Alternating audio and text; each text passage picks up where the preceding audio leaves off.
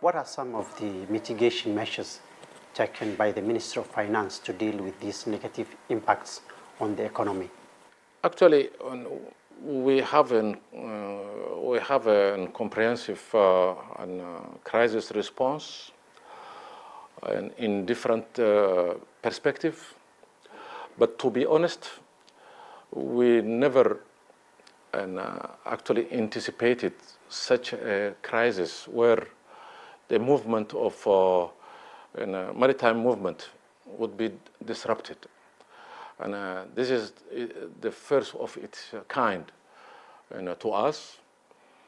And the good thing is we have a lesson learned from COVID crisis, as well as from Ukraine crisis. And it's all about making sure that we are not in shortage of the basic necessity for our beloved citizens and Djiboutians. Yes, we already have a kind of stress in terms of supply chain, in terms of cost, in terms of sea leg cost, which has increased drastically in a short period of time, as well as in the increase of when it comes to the insurance cost. But overall, Djibouti port, as we are forward-looking and we are very much connected to the global economy and to the global market, the transshipment traffic has dropped very, very sharply. And we observe a severe decline in terms of vessel movement and as well as goods import and export. But that is related also. I mean, this is the same effect which both of our countries alongside the Red Sea, and especially from the south of the Red Sea, we are observing. Same is happening to Suez Canal too. So our mitigation is to make sure that by hook or crook, we are not in shortage of basic necessity of our population. There's increasing modernization of ports across this region, especially in countries like Kenya, Tanzania, and also Somalia. Do you think this will challenge your position as a leading infrastructure in ports operations in this region?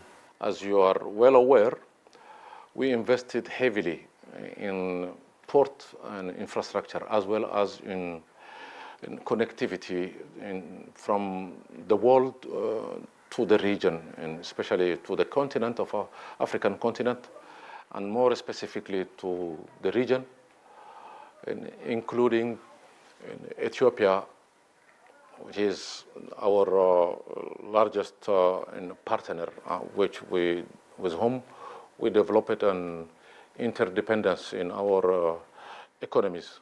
But it's clear that Djibouti next move will be around the diversification of the economy of Djibouti in working in different fields where Djibouti has comparative advantage, and to make sure that we are really outreaching the global market in different aspects while serving the region, transshipment traffic, and our own ambition to have a fair share of this important traffic through Bab el-Mandab and toward from Asia to Europe, and from Asia, Europe to Africa. So our business model is under process and change process. We are now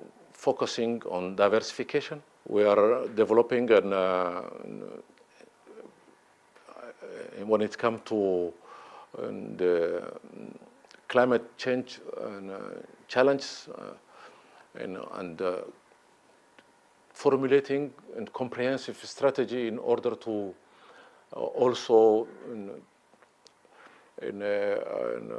mitigate the climate impact, because this region is highly vulnerable.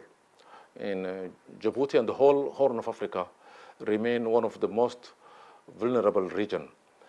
And then, of course, we are always committed to really look at regional integration and development, economical integration, regional well-being, regional stability. Horn of Africa is a fragile region with numbers of challenges. So Djibouti leadership is about wisdom, is about well-being and togetherness, and to develop means and ways to make sure that our region is more stable and with less crisis, and to look at cooperation and make sure that our citizens around the region are really taking advantage of stability to be built. And this is what we are committed in developing, that concept of togetherness in the region.